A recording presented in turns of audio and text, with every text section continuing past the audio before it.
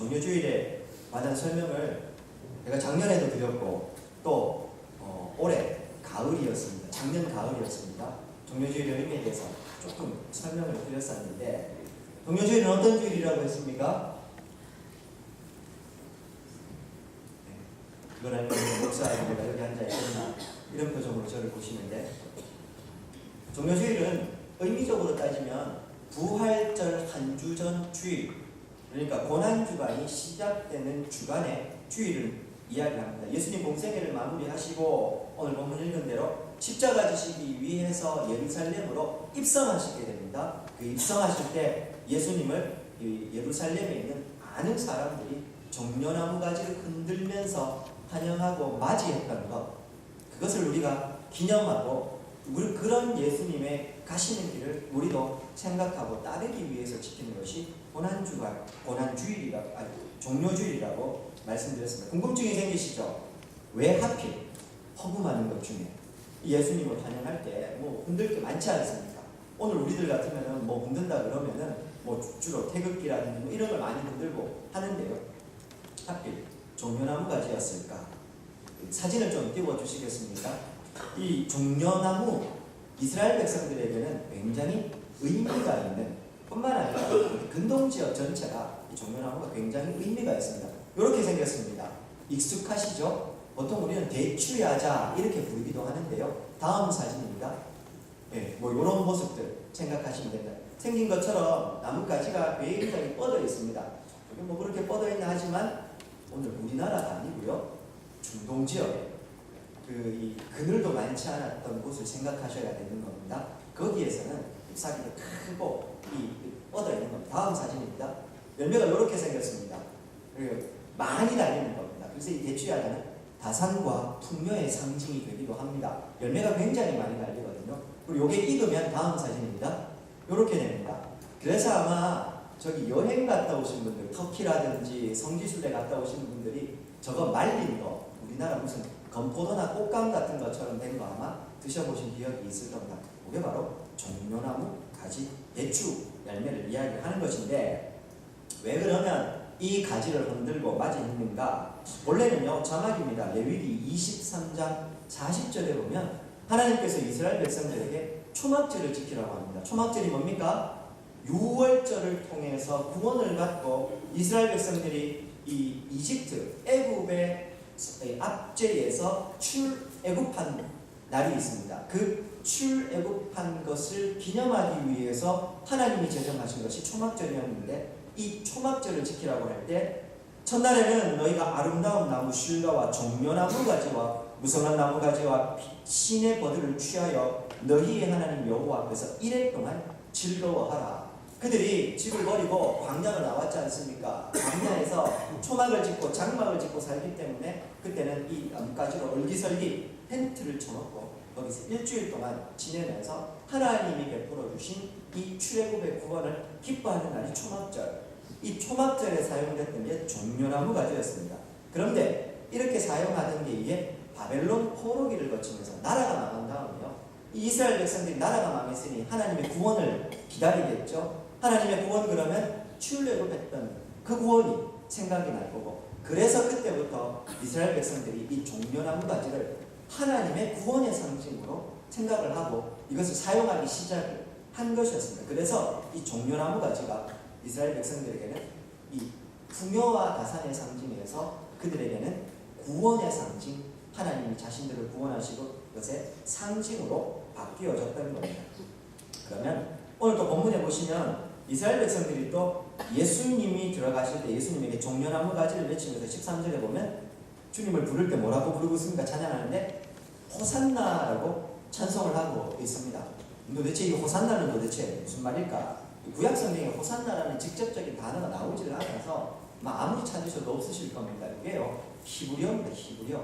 원래 호시아나 이렇게 되는데요, 이 이스라엘 백성들이 옛날부터 구약 성경에 적혀진 언어가 히브리어, 그리고 옛날에 사용한 언어가 히브리어였습니다.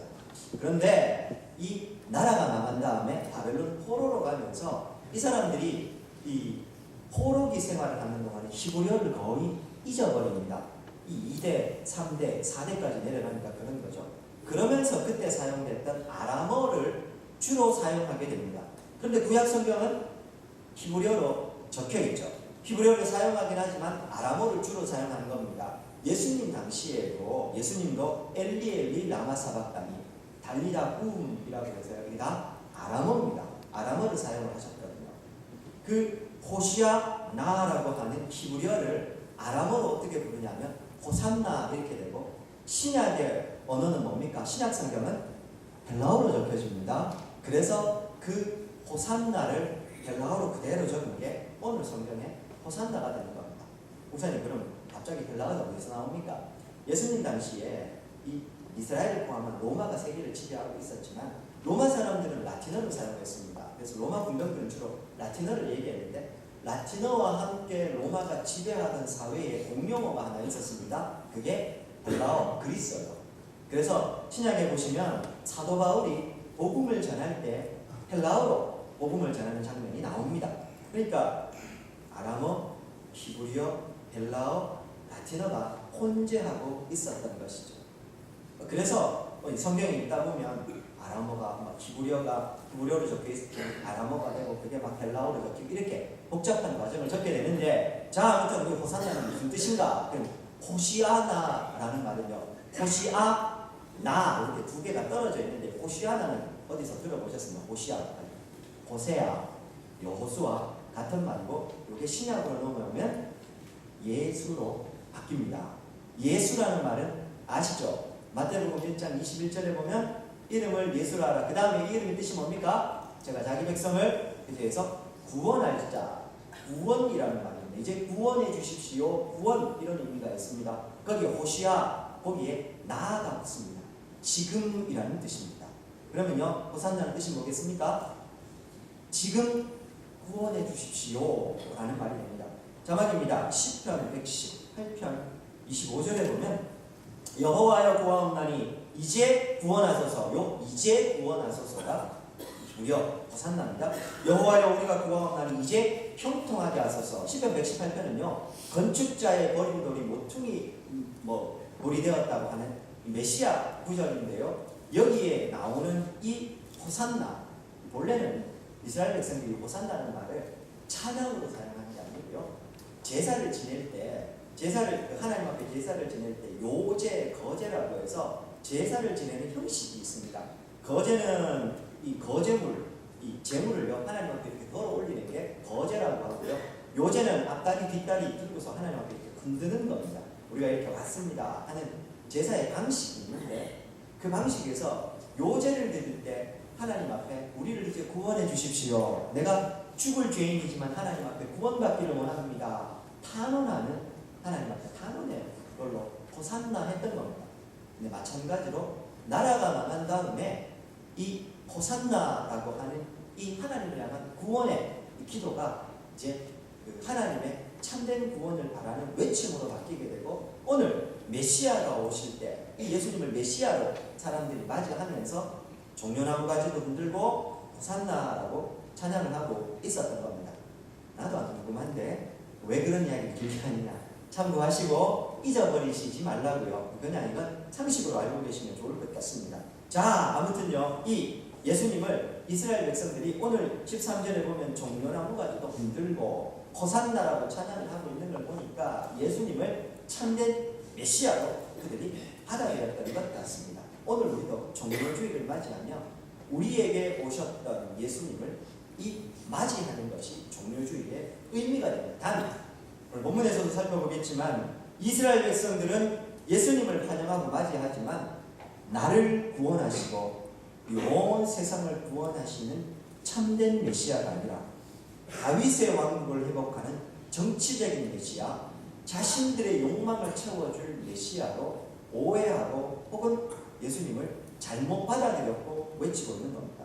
종교주의에 우리는 내 욕망, 내 욕심, 우리의 기득권, 이거 유지하기 위해서 예수님을 받아들이고 맞이하는 게 아니라 나귀 새끼를 타고 걸어가셨던 십자가 향해 죽으러 가시는 예수님을 참으로 이제 주님 내가 따라가겠습니다. 나는 십자가에 죽고 주님을 따라가는 예수님의 제자 나만 있습니다. 결단하고 결심하는 날이 바로 종료주일이 되는 겁니다. 그런 의미에서요, 나를 살리신 예수님이 오신 날이니 기뻐해야 되는 게 종료주일이요, 또한 고난과 죽음을 향해 가시는 예수님, 그 모습을 우리가 보고 있습니다. 또한 애통해야 되는 날이 종료주일이 될 것이요, 내일부터 시작되는 고난주간이 시작되지 않습니까? 십자가에 달리시는 이 주님을 생각해야 되기 때문에 내 마음이요, 경건하게 준비하는 날이 종료주일이 될 겁니다. 잊어버리시면 안 됩니다. 이 종료주일입니다.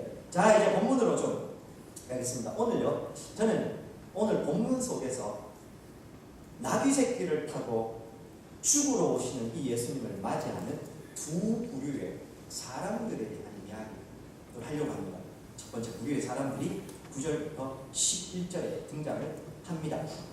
먼저 이 배경이 되는 이야기가 9절부터 11절, 그러면서 첫 번째 부류의 사람들이 여기 등장을 합니다. 야, 예수님께서 이제 어떻게 하고 있습니까?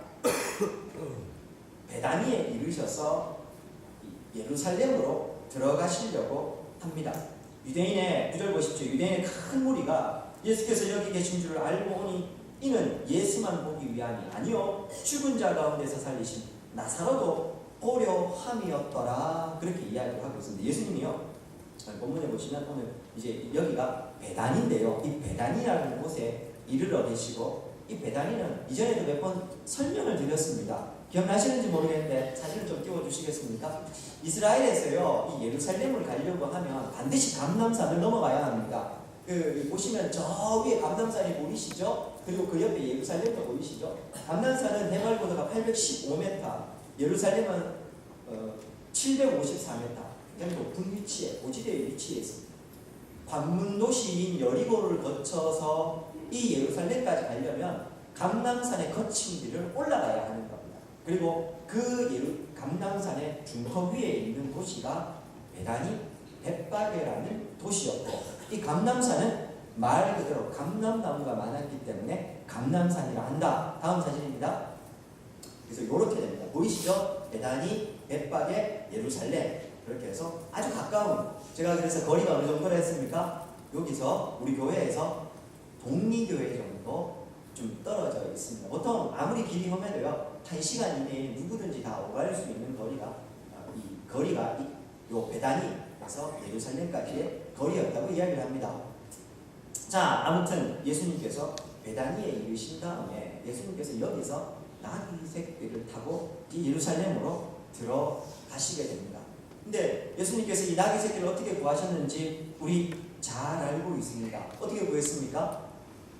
베다니에 이르신 다음에 맞은편 마을로 들어가서 거기서 저희가 내가 타고 갈 그 짐승을 구해오라고 얘기하시죠. 나귀 새끼를 구해오라고 하십니다. 기억나시는지 모르겠습니다. 우리가 이거 작년 가을에 나누었던 이야기에서 아마 다 기억에는 남아 있으실 겁니다. 그때 예수님께서 나귀 중에서도 새끼 나귀를 갖고 가시는 거죠. 그리고 나귀와 모세가 당시 예수님의 시대에 보통 이 운송수단이었고 사람들이 타고 다니는 거였는데, 나귀보다 모세가 훨씬 등치가 컸습니다. 나귀는 작았는데 예수님은 나귀 중에서도 새끼 나귀를 타고 가십니다. 그 성인 남자가 새끼 나귀를 타고 가는 이 모습이 결코 번이롭게 보이지 않는다, 그런 말씀 제가 드렸었습니다. 근데 왜 굳이 예수님이 나귀를 타고 가셨어요? 타고 가셔야 했을까? 아까 제가 이 사진에서도 보여드렸는데, 보통 귀인들이나 왕들이나 이 힘든 길을 갈 때 짐승을 타고 가지 않겠습니까? 그래서 보통은 여리고가 시작되는 시점에서 짐승을 구해서 타고 이제 예루살렘으로 올라가는, 예수님께서는요, 힘든 길 다 걸어 올라오신 다음에 베다니에 이르러서 나귀 새끼를 구하십니다. 왜요? 왕은 걸어가지 않습니다. 예루살렘에 입성하실 때 예수님은 이 땅을 통치하실 참된 왕으로 오셨기 때문에 무언가 타고 가셔야겠습니다. 그러나 그는 통치하고 군림하는 왕이 아니라 하나님의 뜻을 이루고 십자가에서 죽으시는 왕으로 오셨기 때문에, 메시아로 오셨기 때문에 인간이 탈 수 있는 것 중에서 가장 겸손하고 연약한 짐승이었던 나귀 새끼를 타고 들어가시게 되는 겁니다. 왕은 왕이되 섬기는 왕, 죽으시는 왕이기 때문에 나귀 새끼를 타고 들어가신다, 그런 말씀을 드렸습니다. 자, 예수님께서요, 이제 예루살렘 입성을 앞두고 있습니다. 그런데 9절부터 11절에 보시면 이 예수님과 또 예수님과 함께 누구를 죽이려고 합니까? 나사로도 죽이려고 합니다. 이 나사로 이야기도 기억나실지 모르겠습니다. 오늘 본문에 있는 한 장 앞에 가면 요한복음 11장에도 나오는데요. 예수님께서 예전에 베다니에 이르셨을 때 이 베다니에서 예수님께서 누구를 살려주셨습니다. 기억나십니까? 마리아와 마르다의 오라비였던 나사로를 살려주십니다. 나사로야 나오라 하셔서 예수님이 나사로를 살려주시는데요. 그 나사로가 살아난 곳이 베다니. 그 베다니에 예수님께서 이제 다다들 폈는데 여기는 말 그대로 살아난 베드로가 그 나사로가 있지 않습니까? 사람들이 어땠겠습니까? 베다니에 이르자마자 예수님을 사람들이 다 알아보고 환호했을 겁니다. 더군다나 이 예수님이 지금 예루살렘으로 가시는 시기가 언제입니까? 6월절. 그래서 예수님 6월절 만찬을 이제 이후에 드시게 되는데 6월절은 이스라엘 백성들에게 아주 중요하고 큰 명절. 우리나라 민족의 대이동처럼 이때도 이스라엘 백성들은 큰 명절이어서 예루살렘으로 예배를 드리러 6월절을 보내고 무교절을 보내기 위해서 가게 된다는 말씀을 드렸습니다. 자, 예루살렘에 예수님 가실 때 많은 사람들도 예루살렘으로 갑니다. 그 규모가 어느 정도였느냐? 보통 학자들에 따라서 예루살렘의 평상시 인구에 대한 이 조사가 좀 다릅니다. 가장 작게는 약 2만 5천에서 3만 명 정도가 거주했을 것이다. 혹은 다른 학자는 10만 명에서 20만 명 정도 거했을 것이다 라고 이야기를 합니다. 뭐 어떤 숫자를 택하든 중요한 건 그게 아니고요. 6월절이 되면 어느 정도 사람이 왔냐 하면 가장 작게 잡아도 8만 5천 명에서 12만 5천 명 정도 모였고 많이 잡으면 100만 명 이상 혹은 요세푸스 같은 경우는 유대 전쟁사에서 270만 명 이상의 사람이 모였다고 이야기를 합니다. 이 성전에서 드려진 이 희생제물의 숫자 대비 사람들을 계산하면 그렇게 나온다고 합니다. 몇 명을 택하든지 간에 제가 오늘 새벽에도 말씀을 드렸는데 우리 군의급의 인구가 8,400명, 전입 인구가 8,000명 잡으면 여기에 8, 5, 40 4만 명의 사람이 한꺼번에 온다 그러면 어떤 일이 벌어지겠습니까? 일단 수용이 안 됩니다. 여기에 사람들이 잘 수 있는 공간이 그만큼 되지를 않습니다. 음식 다 동일할 겁니다. 그만큼 많은 사람들이 원근 각처에서 예루살렘으로 몰려듭니다. 이 사람들이 예수님에 대한 이야기를 듣기는 들었었는데 제대로 알지 못하다가 예루살렘의 관문도시, 예루살렘에 딸려있는 아주 가까운 이 베다니에 이르렀을 때 예수님이 이제 나귀 새끼를 취하시고 이제 나귀를 타고 가시는 장면을 보는데 베다니에 있던 사람들, 특별히 죽은 나사로가 살아난 이야기를 이 사람들, 순례객들에게 이야기를 해준 겁니다. 그러니 많은 군중들이 이 이야기를 흥분하는 겁니다. 6월절을 맞이해서 가다가요, 예수님이 이야기를 하나씩 듭니다. 심지어 죽었다가 살아난 나사로가 살아난 이야기를 듣습니다. 그냥 풍문으로만 들었다가 진짜 죽었다가 살아난 나사로가 있거든요. 그러니 예수님이 달리 보입니다. 사람들이 열광하기 시작을 했던 겁니다. 그런데 그 예수님을 향한 사람들의 열광이 못마땅했던 유대 종교 지도자들, 10절 대제사장들이 나사로까지 죽이려고 모의를 합니다. 예수님 죽이는 건 기본이요. 나사로 때문에 예수님의 이름이 더 높아지니 이 나사로까지 죽여버리려고 하는 겁니다. 사랑하는 여러분, 오늘 본문에서요, 첫 번째 저는 예수님을 맞이하는 첫 번째 부류의 사람들을 보게 됩니다. 유대 종교 지도자들. 이 사람들이 예수님을 왜 죽이고 나사로를 왜 죽이려고 했겠습니까? 왜요? 예수님이 진짜 신성모독을 했기 때문이고 그런 겁니까? 그러면 나사로는 죽일 이유가 없지 않습니까? 왜 죽이려고 했을까요? 모든 사람들이 다 알고 있고 나사로가 죽었다 살아난 이야기는 베다니 사람들이면 모를 리가 없었습니다. 부인할래야 부인할 수 없습니다. 그럼 왜 죽이려고 했을까요? 그냥 솔직하게 이야기를 하면 예수님 하나님의 이름을 빙자해서 예수님 신성모독이라 이야기를 하지만 그 사람들의 마음에 한가운데 있는, 솔직하게 말하면 그건 뭡니까? 내 기득권 내려놓기 싫다는 겁니다. 내가 지금 부귀영화 누리고 있는데 예수님이 오셔서 메시아가 되시면 나는 이 자리에서 내려와야 한다는 말입니다. 대제사장이 지위로 내려놔야 되고 예수님이 이제 메시아가 되기 때문에 자기가 가지고 있는 모든 종교적인 권력은 다 내려놔야 됩니다. 예루살렘 성전에서 일어나고 있었던 각종 부패 상황들에 대해서 충분히 말씀을 드렸습니다. 그것도 다 포기하고 내려놔야 됩니다. 이제 내가 가진 기득권 다 내려놓고, 다르게 말하면 하나님을 믿고 따라간다고, 하나님을 섬긴다고 말했지만 사실은 이 대제사장으로 오늘 대변되는 유대 종교 지도자들은 하나님을 믿은 게 아니라 하나님을 빙자하여 자신의 욕심을 채우고 있었던 것이죠. 그렇지 않습니까? 만약에 정말로 그들이 하나님을 믿고 있었다면 예수님이 하시는 이야기를 들었고 예수님이 하시는 기적을 보았고 나사로가 살아난 이야기를 들었다면 눈앞에서 펼쳐지는 부인할 수 없는 메시아의 증거와 이 모든 상황들을 들었다면 그들은 기꺼이 예수님 앞에 고개를 숙여야 형상이었습니다. 그렇게 하지 않았던 겁니다. 내가 가진 욕심, 욕망 이거 내려놓을 수가 없거든요. 하나님 믿는 건 좋은데 하나님의 아들로 오신 저분 때문에 내가 가지고 있는 것, 내 손에 지금 잡고 있는 것 이거 내려놓는 것 죽기보다 못하겠거든요. 나정직하게 말하면 그들은 하나님 나라와 의를 구하고 천국을 소망한 게 아니라 이 땅에서 잘 먹고 잘 사는 무기영화 꿈꾸고 있었던 겁니다. 그렇지 않습니까? 이 땅에서 잘 먹고 잘 살면 그만이었던 겁니다.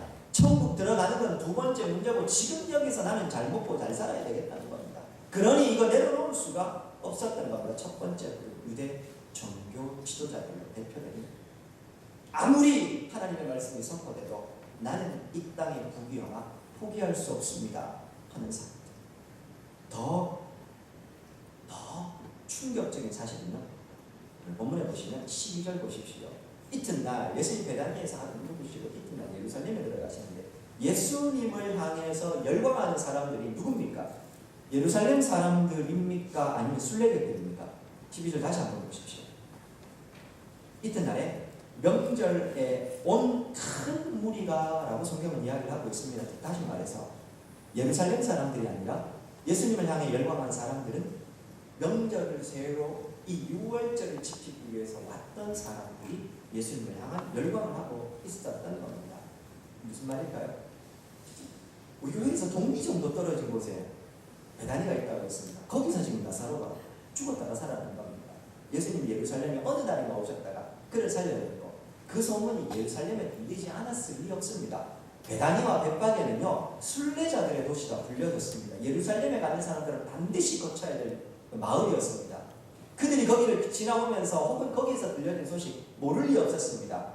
당시 종교와 문화의 중심이라고 하는 예루살렘 사람들은 이 이야기를 모르지 않았을 겁니다. 그런데 그들은 알고 싶지도 않았고 듣고 싶지도 않았던 겁니다. 예수님을 정작 맞이하고 큰 소리로 예수님을 맞이한 사람은 명절을 새로운 순례객들이었다는 사실입니다. 오늘도 어쩌면 우리들이 여기 그냥 편안하고 안락하게 사는 것 여기에 만족해서 더는 복음을 듣고 싶지 않고 더는 예수님이 하시는 이야기 내가 듣고 싶은 것만 듣고 하는 것은 아닌지 모르겠습니다. 이제 두 번째 부류의 사람들을 봅니다. 13절 종려나무 가지를 걷고서 예수님을 맞이합니다. 외치고 호산나 찬송하리로다 주의 이름으로 오시는데요. 메시아로 맞이하고 있습니다. 그런데 14절 15절 보십시오. 예수님은요 어린 나귀 새끼를 타시고 걸어가십니다.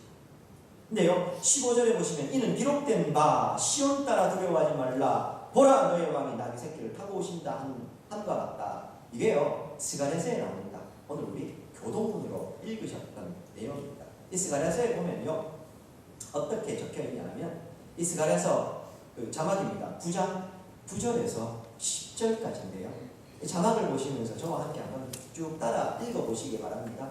여기에 어디에 예수님께서 로마의 압제를 풀어내시고 그들을 정치적으로 회방하고 이스라엘을 새로운 이 땅의 왕국으로 만들겠다는 내용이 있는지 한번 귀를 여시고 눈을 크게 뜨시고 이 예언을 한번 저와 함께 따라 읽어보십시오. 9절 10절입니다. 시온에 따라 크게 기뻐할지어다 예루살렘에 따라 즐거이 부를지어다 보라 너의 왕이 너에게 임하시나니 그는 공의로우시고 구원을 베푸시며 겸손하여서 나귀를 타시나니 나귀 작은 것 곧 새끼 나귀 새끼니라. 10절 내가 에브라임의 병거와 예루살렘의 말을 끊겠고, 원래 왕은요 병거를 만들고 말을 더 많이 키워야 됩니다. 그런데 그걸 다 끊어버리겠고, 전쟁하는 활도 끊어버리고 그가 이방 사람에게 화평을 전할 것이요 그의 통치는 바다에서 바다까지 이르고 유브라데 강에서 땅 끝까지 이르리로다.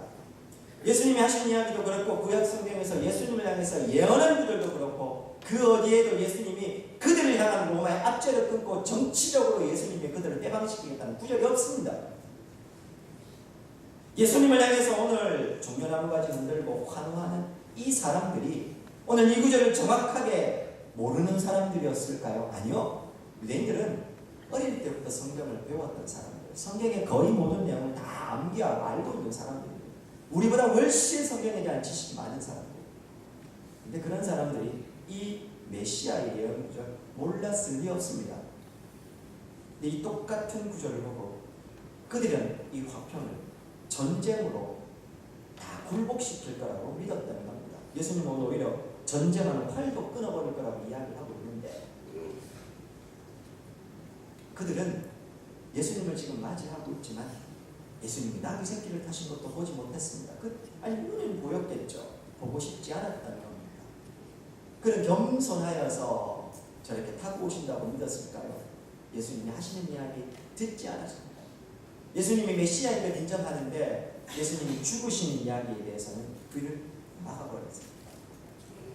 공생애를 마무리하시고 이제 갈릴리에서 예루살렘으로 올라가실 때, 우리가 지난 이 여름부터입니다. 엄격하게 말하면 지난 여름 6월달부터 살펴봤던 말씀에 예수님 계속해서 순환에 대한 예고하십니다. 내가 예루살렘에 가서 죽을 것이고 사흘 만에 부활할 것이고 이야기를 계속 하셨습니다.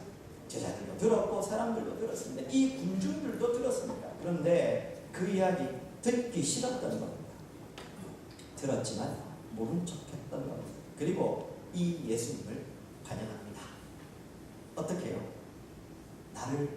우리를 이 로마의 압제에서 구원하고 다시 그 메시아의 영광스러운 나라 다윗의 왕국의 그 권세를 회복해 주실 왕. 쉽게 말하면요, 그들은 이 예수님을 메시아로 맞이했을 때 겸손하게 나귀 새끼 타고 가시고 죽으시는 메시아가 아니라 통치하고 군림하며 우리를 영광스럽게 회복시켜 주실 메시아. 이 말은요, 나도 십자가에서 죽을 일 없다 이 말입니다. 죽고 싶지 않은 겁니다. 그리고 그 예수님을 향해서요 자신들의 욕망을 투사시켜서 봤던 겁니다. 가장 큰 이유는요 17절 보십시오. 나사로를 무덤에서 불러내어 죽은 자 가운데서 살리실 때에 함께 있던 무리가 증언했고 이에 큰 그 무리가 예수를 맞으면 이 표적 행하심을 들었음이더라. 예수님이 행하신 이적, 나사로를 살리시는 이적에 제가 의미를 설명을 드렸습니다. 기억하십니까? 사망의 권세를 이기시는 예수님, 그렇게 모든 사람들, 죄의 권세 아래 놓여있는 사람들을 살리실 예표적인 사건으로 죽은 나사로야 나오라 살려내셨는데, 그 예수님이 하셨던 이적 그리고 하셨던 말씀, 그 본 의미는 잊어버리고 그저 죽은 사람 살려난 이 일어날 수 없는 엄청난 이적에 흥분하고 그것을 자기가 하고 싶은 거, 자기의 욕심을 투사시켜서 보고 있었던 겁니다. 그렇지 않습니까? 나사로를 살려내신 이 예수님에게 열광을 하고 박수를 치면서 종려나무까지 흔들긴 하는데 예수님이 지금 죽으러 가시는 그 길에는 관심이 없습니다. 그렇게 두 번째 부류의 사람들은 종교 지도자들과는 달리 예수님을 향해서 열광은 하되 그 열광이 예수님이 가시고자 하는 십자가의 길에 대한 열광이 아니라 나도 살고 저분도 살고 저분을 통해서 내 욕심도 채우고 내 욕망도 만족시킬 메시아로서 맞이하고 열광하고 있었던 것입니다. 한 부류는 내 욕심 내려놓기 싫어서 이 예수님을 죽이려고 합니다. 한 부류는 예수님이 하신 이야기 듣기 싫어서 그 귀 다 막아버리고 그저 눈앞에 일어난 이적에만 열광하고 있습니다. 내 삶에도 일어났으면 좋겠다. 오늘 예수님 그 두 부류의 사람들 사이로 예루살렘으로 그렇게 십자가에 걸어가십니다. 그 예수님의 마음이 잘 보이는 구절이요. 자막입니다. 누가복음 19장 41절 42절. 가까이 오사 성을 보시고 우시며 이르시되 너도 오늘 평화에 관한 일을 알았더라면 좋을 뻔하였거니와 지금 내게 숨겨뒀다. 누가복음 13장 34절. 예루살렘아 예루살렘아 선지자들을 죽이고 내게 파송된 자들을 돌로 치는 자여 암탉이 제 새끼를 날게 하려 모음같이 내가 너희의 자녀를 모으려 한 일이 몇 번이냐. 너희가 원하지 않아. 예수님의 마음이 좀 보이십니까? 그 열광하는 무리들 사이에 주님은 뜨거워하시고 우시면서 그게 걸어 들어가고 있습니다. 종료주일을 맞이하면서 저에게도 묻습니다. 스스로에게 물어봅니다. 여러분들에게도 물어봅니다. 어떤 예수님을 따라가고 계십니까? 오늘 어떤 예수님께 예배하기 위해서 이 자리에 앉아 계십니까? 나는 죽어도 내 욕심 내려놓기 싫고, 복음이 선포되고 예수님께서 말씀을 하시는데 축복에 대한 이야기는 다 듣지만 두 귀를 열어놓고서 축복에 대한 이야기는 두 귀로 듣고, 저주에 대한 이야기, 심판에 대한 이야기는 한쪽 귀로 듣고 한쪽 귀로 흘려버리고 있지 않습니까? 사실은요, 하나님이 두 귀를 주신 것, 그런 쓸데없는 이야기 한쪽 귀를 듣고 흘리라는 것이고, 복음에 대한 이야기를 두 귀를 열고 들으라고 후기 주신 거 아니겠습니까? 좋은 자세입니다.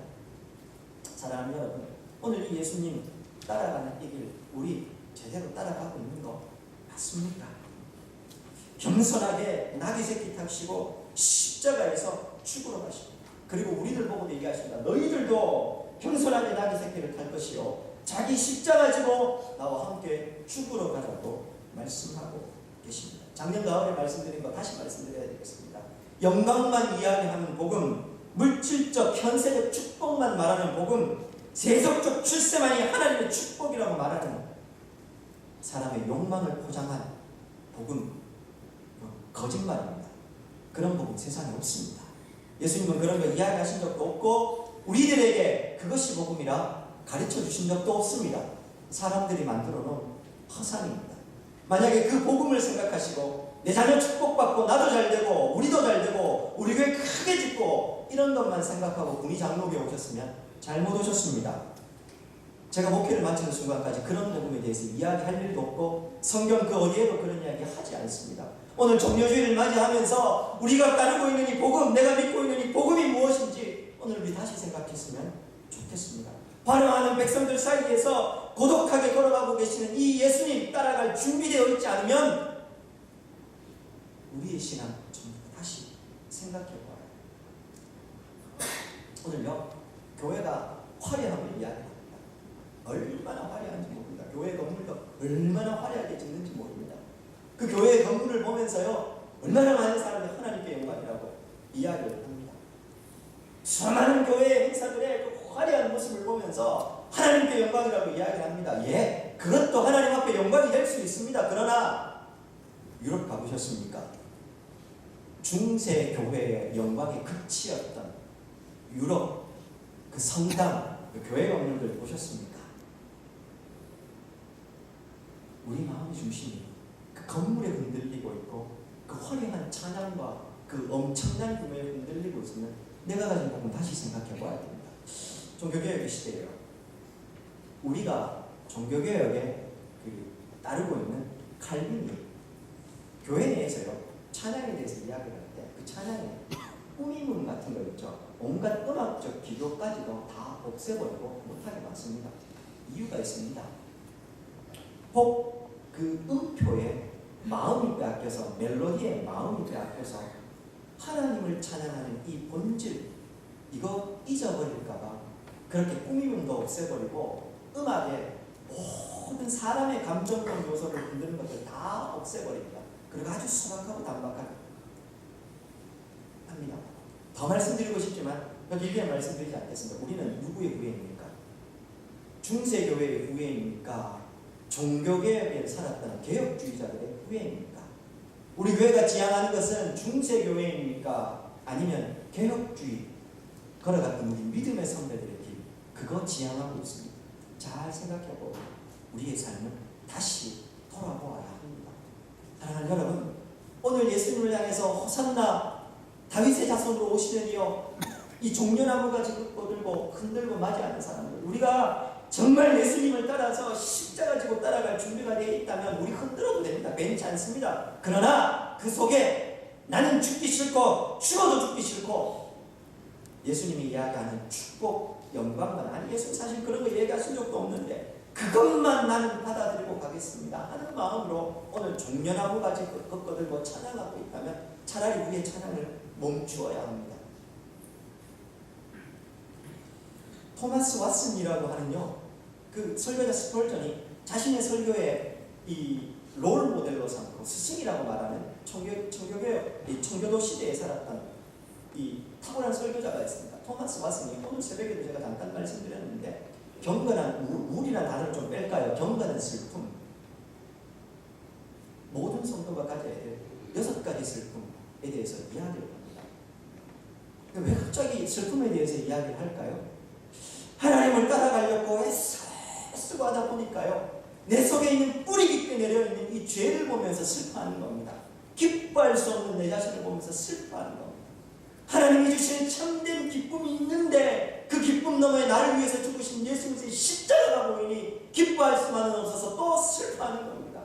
그렇게 경건한 슬픔 가운데 살았던 우리 믿음의 선배들, 그리고 그 슬픔 너머에 하나님이 주셨던 참된 기쁨, 그것을 누렸던 우리 믿음의 선배들, 우리는 그 개혁자의 후예들입니다. 오늘 온 세상에 천박한 기쁨들만 가장 넘치고 있습니다.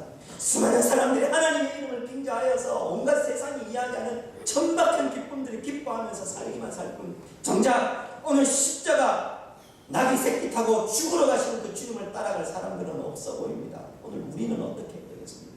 저는 어떻게 해야 되는지 다시 좀 물어보게 됩니다. 그래서 내일부터 고난주간 특별 새벽 기도회 때요, 특별한 얘기 하지 않을 겁니다.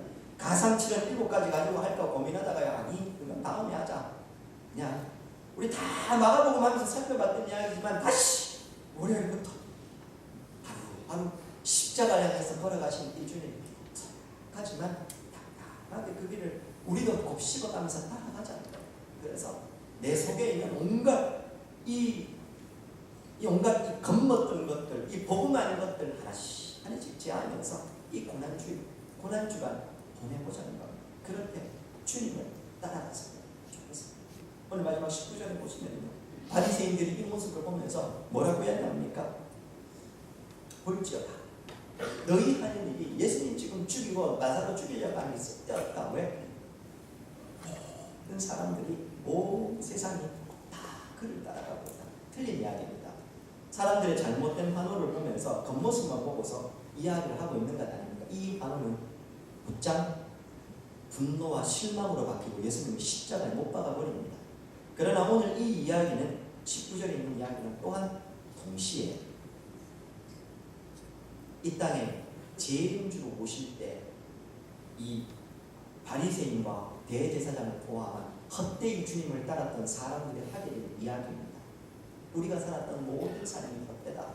우리가 지금 지어놓은 이 화려한 건물, 종교적 번세 아래 숨어서 누렸던 부귀영화, 내가 그렇게도 추구했던 이 모든 게 다 헛되다. 보라, 온 세상이 주님의 영광 가운데 그 주님을 따라갑니다.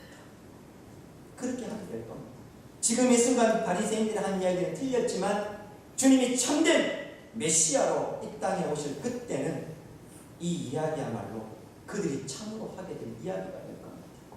그래서 오늘 우리 혹시 나도 이 군중들 틈에서 잘못된 종려나무 가지 건들며 찬양하고 있다면 오늘 우리 좀 종려주를 맞이해서 돌이켜서 주님 오셨을 때 보라, 온 세상이 따르고 있어서 내가 했던 일이 헛되다, 이런 고백하기 전에요, 진심으로 이 예수님을 따라 십자가 지고 죽으러 가시는 그 주님을 나도 죽으러 따라가는 저와 우리 성도들 되기를 주의 이름으로 축원드립니다.